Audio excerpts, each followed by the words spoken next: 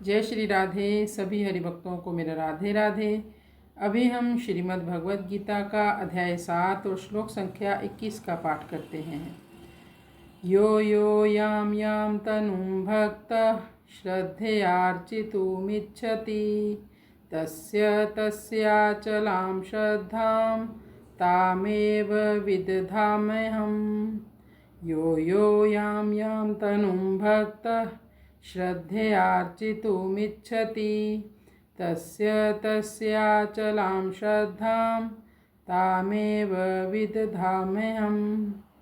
याम याम जिसको, श्रद्धापूर्वक, अर्चितुम पूजन करना। जो व्यक्ति जिस देवता की पूजा करता है तो उसके हृदय में भी भगवान बैठे हैं, इसलिए भगवान उनकी श्रद्धा को और पुष्ट कर देते हैं। कहते हैं ना, बिना भगवान की कृपा के पत्ता भी नहीं हिलता। ऐसे ही बिना भगवान की कृपा के देवता किसी की भी इच्छा पूर्ण नहीं कर सकते।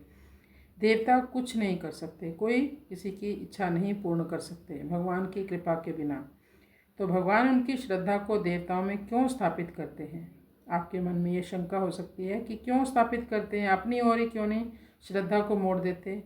तो भगवान की शरण में आकर व्यक्ति जीवन से मुक्त हो जाता है। भगवान इसलिए ऐसा नहीं करते क्योंकि जीवात्मा के पास स्वतंत्रता है।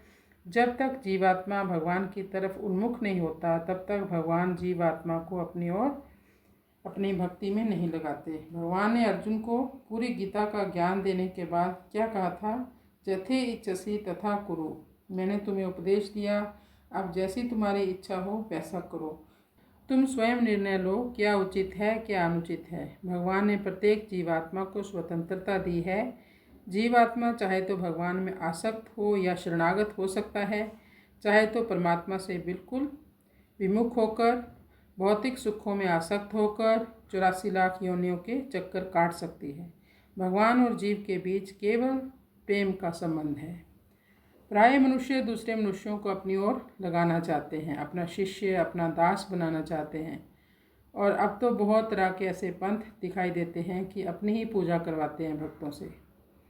वो भगवान का मार्ग नहीं दिखाते, अपने में ही लगा लेते हैं, अपने संप्रदाय में लाना चाहते हैं, अपने में श्रद्धा करवाना चाहते हैं, अपना पूजन, आदर, मान, सम्मान करवाना चाहते हैं, अपनी बात मनवाना चाहते हैं। परंतु भगवान सर्वोपरि होते हुए भी किसी को अपने अधीन नहीं बनाते, बल्कि जो जहाँ श्रद्धा रखता है उसकी श्रद्धा को वहीं दृढ़ कर देते हैं। यह भगवान की कितनी उदारता है, कितनी निष्पक्षता है। भगवान की दृष्टि में सब कुछ उनका ही स्वरूप है। मत्ता परतरम नान्यत किंचित अस्ति। इसलिए भगवान में किसी के प्रति किंचित मात्र भी पक्षपात नहीं है। परंतु भगवान का यह पक्षपात रहित स्वभाव सहज ही समझ में नहीं आता, बल्कि गहरा विचार करने से ही समझ में आता है। अगर यह स्वभाव किसी की समझ में आ जाए तो वह भगवान का भक्त हो जाएगा। जैसे रामचरितमानस में भी एक चौपाई आती है, उमा राम स्वभाव जेहि जाना ताहि भजन तजि भावन आना। स सर्वविद भजती माम सर्वभावेन भारत। यहाँ भारत अर्जुन के लिए कहा है। दूसरे को अपना दास वही बनाता है जिसमें कोई कमी हो। भगवान में तो कोई कमी है ही नहीं, इसलिए वे अपनी तरफ से किसी को अपना दास या अपने अधीन नहीं करते।